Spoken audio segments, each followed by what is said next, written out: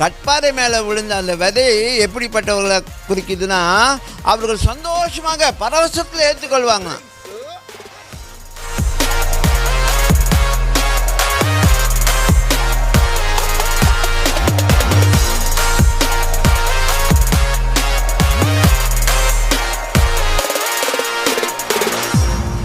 சில விதைகள் கட்பாறை மேலே விழுந்து அது கட்பாறை மேலே விழுந்து, அப்போ இதோட எக்ஸ்பிளனேஷன் என்னன்னா, அந்த கட்பாறை மேலே விழுந்தது என்னது அப்படின்னு கேட்கும்போது சீடர்கள் தனியாக போய் இயேசுகிட்ட கேட்குறாங்க. நீ சொன்னீங்களே அந்த கதை எங்களுக்கு புரியல, கொஞ்சம் விளக்கி. அப்போ சொல்கிறாரு, கட்பாறை மேலே விழுந்தது எப்படின்னா வசனத்தை சந்தோஷமாக ஏற்றுக்கொள்வாங்களாம்.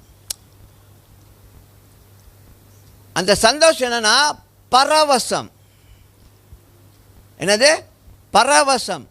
அந்த பரவசத்தில் ஏற்றுக்கொண்டு, ஆனால் அந்த வசனம் வேறு உண்டாகாது.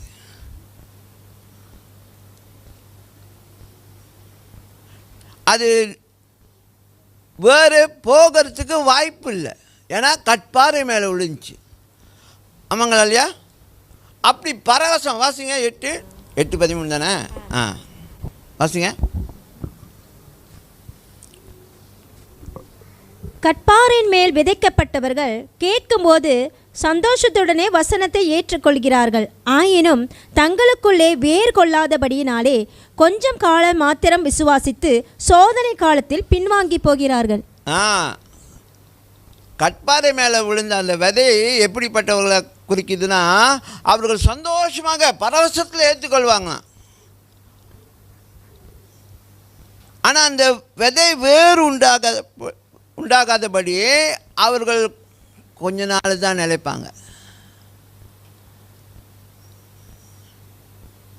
சில பிரச்சனைகள், உபத்திரங்கள், சோதனைகள் வரும்பொழுது முடிச்சு கிவ் அப் பண்ணிடுவாங்க. ஓ கஷ்டம் அப்படின்னு. புரியுதானே சொல்கிறேன்னு? ஆனால் அங்கேயும் சந்தோஷம் இருக்குது பாருங்க. சந்தோஷமாக ஏற்றுக்கிறாங்க, அந்த வசனத்தை பரவசத்தோடு ஏற்றுக்கிறாங்க. ஆனால் என்ன ஆகல, வேறுண்டு நிலை நிற்க முடியாமல் போச்சு. வேறுண்டாக தாங்க அது ஆழத்துக்கு போகும்.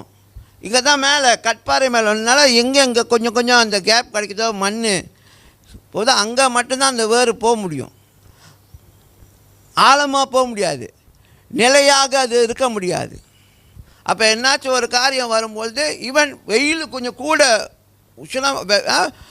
உஷ்ணமான ஒரு காலம் வரும்போது அது அப்படியே வாடிடும். ஏன்னா வேறு நல்ல ஆழமாக இல்லை. இப்போ நீங்கள் வசனத்தை கேட்கும்பொழுது சந்தோஷம் அடையலாம், பரவசம் அடையலாம். ஆனால் அது கொஞ்ச காலத்துக்கு தான் நிலைக்கோன்னா என்ன ஆகுது? அது ஒரு தரமான கிறிஸ்தவ வாழ்க்கைக்குரிய ஒரு அஸ்திபாரம் கிடையாது. ஆமென். வார்த்தையை பெற்றுக்கொள்வது சந்தோஷம். ஆனால் உபச்சாரம் வரும்பொழுது நம்மளால் அதுக்குள்ளே நம்ம நிலைக்க முடியல.